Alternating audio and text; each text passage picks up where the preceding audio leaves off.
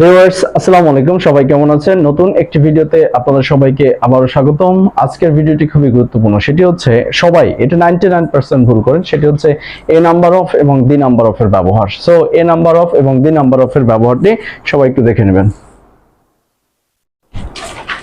ওকে, খেয়াল করে দেখুন এখানে এই যে ভিডিওটি আমি এখানে যে লিখেছি সেটা দেখুন a number of. A number of মানে অনেক সংখ্যক, মানে কতিপয় মানে এখানে কি বহু সংখ্যক আর কি।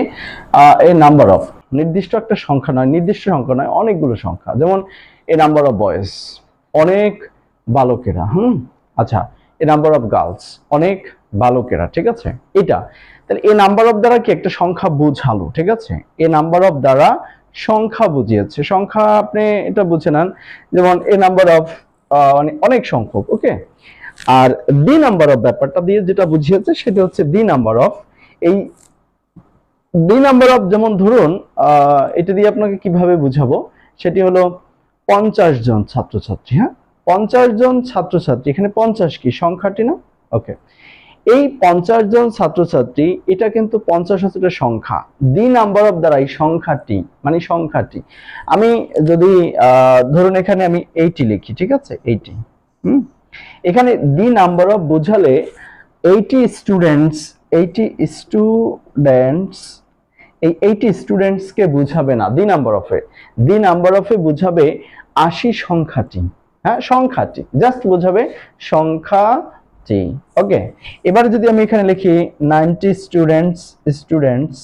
ওকে, তাহলে এখানে সংখ্যা। ওকে, নিশ্চয়ই এখানে একটা সংখ্যা। এখানে দি নাম্বার অফ বুঝালে এই সংখ্যাটা বোঝায়, কিন্তু কতজন এটা বোঝায় না। সহজ কথা এটা। আর এ নাম্বার অফ বুঝাতে একটা অনির্দিষ্ট সংখ্যক অনেককে বোঝায়। এ নাম্বার অফ বলতে অনির্দিষ্ট সংখ্যক অনেককে বোঝায়। যেমন ধরুন এ নাম্বার অফ টিচার্স, মানে এখানে অনেক টিচার, অনেক শিক্ষক আছে। ঠিক আছে, ওকে। আর দি নাম্বার অফ যদি আমরা বলি দি number of students. Okay, the number of students. এখন আমি ধরেন এখানে লিখলাম 80 জন ছাত্রছাত্রী। এখন এটা লিখছি দি নাম্বার অফ স্টুডেন্টস, কেউ বলতেছে 80 জন ছাত্রছাত্রী এটা অনেক বড়। মানে অথবা যদি বলা হয় যে আপনার বাসায় ধরেন গেস্ট আসছে। হ্যাঁ, এই গেস্টের সংখ্যা ধরেন 10 জন। এখন 10 জন যদি গেস্ট যদি বাসায় আসে, তাহলে আপনি কেমন, এটা খুব খারাপ লাগে না? এই মুহূর্তে আপনি এই কথাটাকে বলতে চাচ্ছেন, এভাবে বলতে পারেন 10 জন গেস্ট, বাবা, এরকম একটা ব্যাপার। কিন্তু যদি সেটা না বলে আপনি বলেন গেস্টের সংখ্যাটি একটু বড় হয়ে গেল, তার মানে কয়জন গেস্ট কিন্তু আপনি বোঝাতে চাননি। আপনি জানেন যে 10 জন, বা 10 জন মুখে উল্লেখ করতে চাচ্ছেন না। আপনি বলতে চাচ্ছেন গেস্টের সংখ্যাটি বড়, আবার গেস্টের সংখ্যাটা ছোট।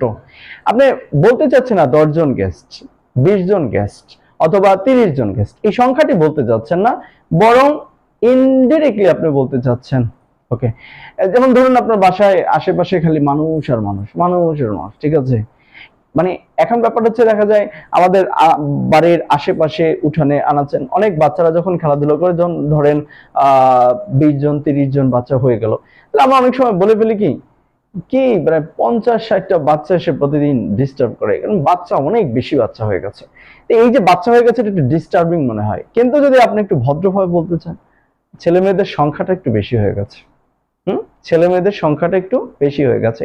এখানে ছেলে মেয়ে হোক 20 জন, কিন্তু আপনি বলতে চাচ্ছেন না, বলতে চান সংখ্যাটি, নাম্বারটাকে বোঝাচ্ছেন। যদি নাম্বারটাকে বোঝান তাহলে শুধুমাত্র নাম্বার, তাহলে নাম্বারটা কি সিঙ্গুলার, এই দি নাম্বারটা কি বলেন সিঙ্গুলার। এই জন্য দি নাম্বার অফ বয়েজ যদি লেখেন, তার মানে বোঝা যায় ওই নাম্বারের বালকটা। ঠিক আছে, বালক, অর্থাৎ ওই যে বালকগুলো আছে বালকদের সংখ্যাটাকে বোঝায়। আর এ নাম্বার অফ বলতে বোঝায় কতিপয়, মানে কতিপয় না, অনেক সংখ্যক, বহু সংখ্যক বালক। তাহলে বহু সংখ্যক যখন বোঝায় তখন তার ভার্বটি হবে প্লুরাল। আর দি নাম্বার অফ যখন সংখ্যাটি বোঝাবে তখন সেটি ভার্ব হবে সিঙ্গুলার। এখন খেয়াল করেন এ নাম্বার অফ বয়েজ। হ্যাঁ, এ নাম্বার অফ বয়েজ, তাহলে এখানে যদি এ নাম্বার অফ থাকছে, এ নাম্বার অফ থাকলে প্লুরাল ভার্ব হবে। আর প্লুরাল ভার্ব বি ভার্বের মধ্যে আছে আর। ওকে, এখানে আর হচ্ছে প্লুরাল অথবা ওয়ার। ঠিক আছে, ওয়ার, এই দুটাই হচ্ছে প্লুরাল বি ভার্বের মধ্যে। অর্থাৎ a number of boys are অথবা ওয়ার প্লেইং।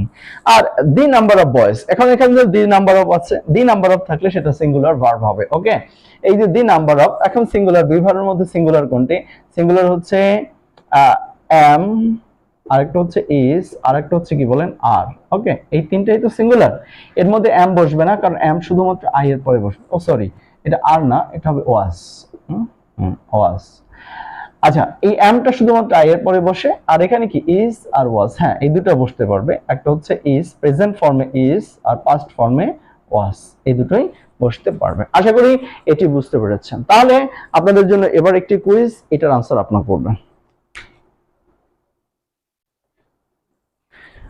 ওকে, তাহলে এটি হচ্ছে আপনাদের কুইজ, সেটি হচ্ছে দেখুন the number of students in the class. Okay, the number of students, এখন খেয়াল করবেন এখানে কিন্তু স্কুলের ছাত্রছাত্রী কতজন তা বোঝায়নি, বরং যা থাক মানে 100 জন থাকুক, 200 জন থাকুক, যাই থাকুক সমস্যা নেই, কিন্তু তাদের সংখ্যাটাকে বোঝাচ্ছে, জাস্ট সংখ্যাটা। সংখ্যা, এই জাস্ট মনে রাখবেন সংখ্যাটা, কোনো মানে 1 2 3 কে বোঝায় নাই, বরং সমস্ত স্টুডেন্ট অর্থাৎ 100 200 300 400 যাই থাকুক, তার ঠিক একটা কমন যে সংখ্যা, এই সংখ্যাটাকে বোঝাচ্ছে। তাই সংখ্যা তো সবসময় সিঙ্গুলার, এই সংখ্যা কথাটি কি সিঙ্গুলার না?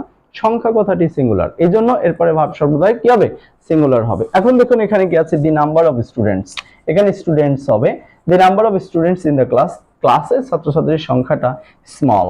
এখন অবশ্যই এই ভার্বটি সিঙ্গুলার হবে না প্লুরাল হবে, সেটি আপনি বুঝবেন। আমি আরেকটু সহজ করে দিচ্ছি, সেটি হচ্ছে দি নাম্বার অফ, এখানে সংখ্যাটা বোঝাচ্ছে তাই এটা সিঙ্গুলার। তাহলে এখন এখানে সিঙ্গুলার পর ভার্ব কোনটি হতে পারে, এটি হচ্ছে আপনাদের কাজ, খুঁজে বের করবেন এবং আপনি কমেন্ট করে জানাবেন। ওকে, সো তাহলে আজকের ভিডিও এ পর্যন্ত। সবাইকে আচ্ছা একটা কথা, সেটি হচ্ছে আপনারা যারা এই ভিডিওটি আজকে দেখেছেন তাদের জন্য সেটি হলো যে আপনারা নিয়মিত ভিডিও দেখতে থাকুন, এবং এই চ্যানেলে নিয়মিত ভিডিও দেখা হচ্ছে।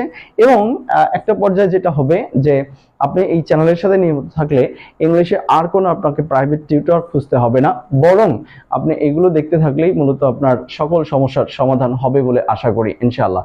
এবং যদি আপনি চ্যানেলটি এই মুহূর্তে সাবস্ক্রাইব না করে থাকেন, তাহলে অবশ্যই চ্যানেলটি সাবস্ক্রাইব করবেন এবং লাইক, কমেন্ট এবং শেয়ার করে আমাদেরকে আরো বেশি উৎসাহিত করবেন। সকলকে অসংখ্য ধন্যবাদ।